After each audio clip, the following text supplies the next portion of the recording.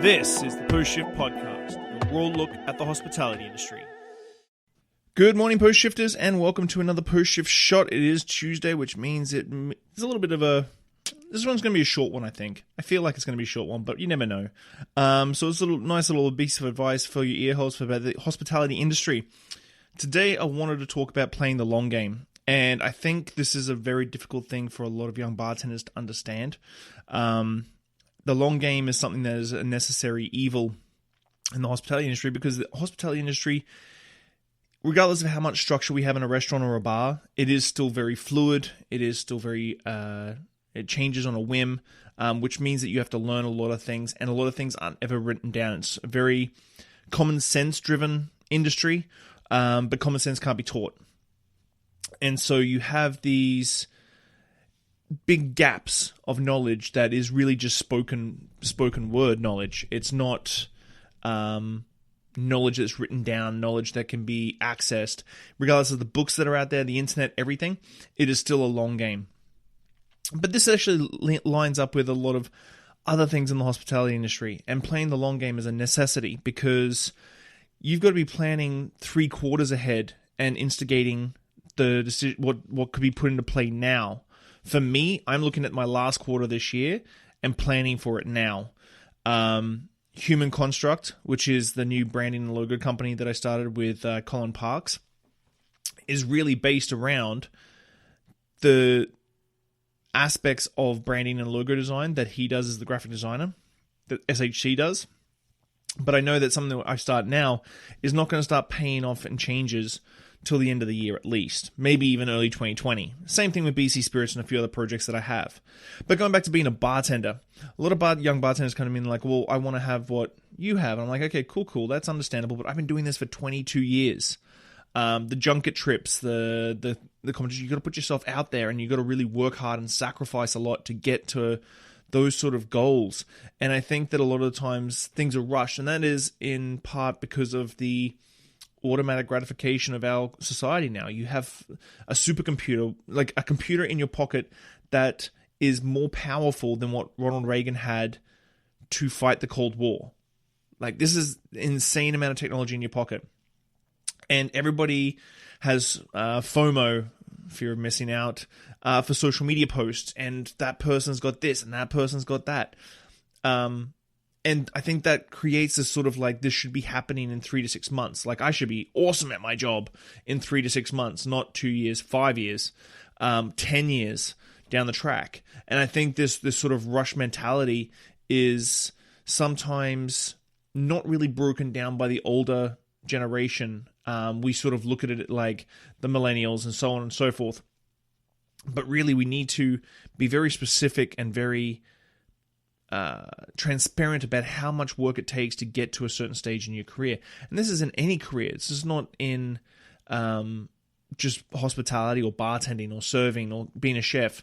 I think the kitchen's probably got even worse than bartenders and servers. Like, I think the Food Network celebrity chef mentality has really ruined cooking in a big way for the hospitality industry, which is saddening because I think that culinary schools don't teach the realities of the industry in a way that can be perceived, because you've got to be careful, because if you tell the realities too much, you're going to lose people regardless either way. If you don't tell them, they don't want to do it because they're not a celebrity chef, so on and so forth. But like, be realistic with your goals, set your goals, and then figure out a way to work towards your goals. If you've just come out of culinary school and you're 21 years old and you're looking at opening a restaurant in the next 2 years, chances are you're not going to get there. Like, you need to really put your feet on the ground. You need how to cost. Like, I know so many chefs and so many bar managers who do not know how to cost cocktails properly, or do inventory properly, or know how to read labor properly. And these things come from experience, and these things take time, and they take time, and they take time, and they take time. Now, that being said, when I was younger, this is not an old concept for me. This is not something that I've just woken up with when I was 21 and gone, you know what, I can wait. I can wait for 20 years to get to a stage in my career. Fuck no. I wanted to get the prize straight away, and I worked really hard to get it. But I still look back and I'm like, God, you're an ignorant little fucking turd. And I think every time you have hindsight, 2020, you're going to look back and go, what the hell were you thinking? Like you jumped in too early, or you made that decision too rashly. But that's part of living. Owning your mistakes, which we talked about last week, is a big part of that. And I think at the end of the day, we need to set goals, own mistakes, backcast how you're going to get to that. If you want to be a head bartender at the Savoy in London, it's doable, but you got to figure out exactly what you need to do. Ask people what you need to do to get to that stage, and then work extra hard at it. Goals aren't goals unless you work your ass off for it. If you want to open up a restaurant or a bar, but you're still happy to play Fortnite on your computer for freaking 30 hours a week, you're not really leaning towards your goals. Goals are something that you need to attain, just like, and people are like, oh, well, you shouldn't have to work all the time. Work-life balance, which I've talked about in the past. But if you're an Olympian, if you're an Olympic runner and you want a gold medal at the Olympics, do you not miss training? No. If you are a ballet dancer and you want to do Swan Lake and the Bolshoi Ballet or whatever it's called, do you miss practice? Or do you wake up every morning and you fucking grind and you grind and you grind and you grind and then you go to bed exhausted? You get up the next morning, you do it again. Goals are something that if you set them, you can have a soft goal, you can have a hard goal. But what's the point of having a hard goal? This is one life. You have one life to live. You have one life to live. You have time on your side. If you're 22 years old, fucking go out there and get it, grind it. Work in kitchens, work in other second kitchens, work 80 hours a week. Work 80 hours a week in 2 different kitchens to try and learn as much as possible. Don't just grind out menial work for the sake of grinding out menial work. Go after something you want. You know, like bar back at bars that are one step up from where you are. You may be a bartender for the last 5 years, but you may not be a cocktail bartender. You may be a nightclub bartender. Go work at a cocktail bar backing for free, stage, once a week, and learn the ropes. Learn it. The amount of free work I've done in my life to get to where I am is astounding. My wife hates it. I still do free work now to get a leg up because I know that the payoff is going to be way more.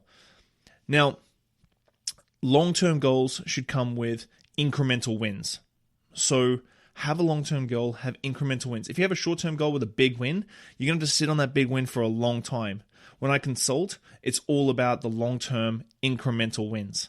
Because at the end of the day, if you want one consulting gig every 3 months that pays you a big fortune, you have to sit on that fortune for a long time until the next big gig comes along. But incremental projects, incremental wins, long-term relationships is where it's at.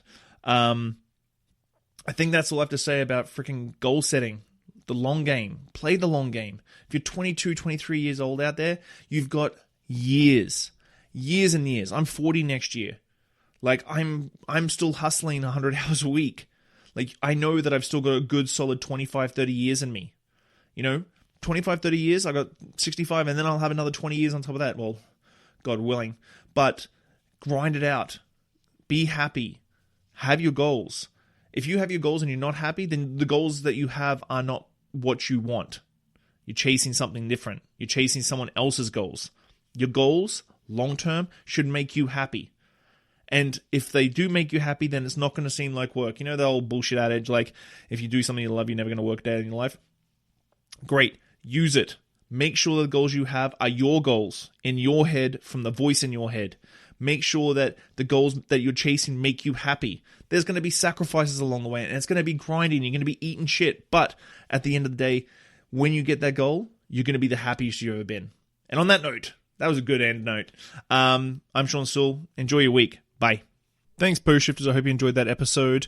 If you're listening, whatever platform you're on, give me a good rating, subscribe, listen along. I'm going to keep going. I really enjoy sitting down with people and learning where they're from, what they did, and how they got to where they were. So if you love it, give me a good 5 stars. If you don't, give me 1 and I'll try harder.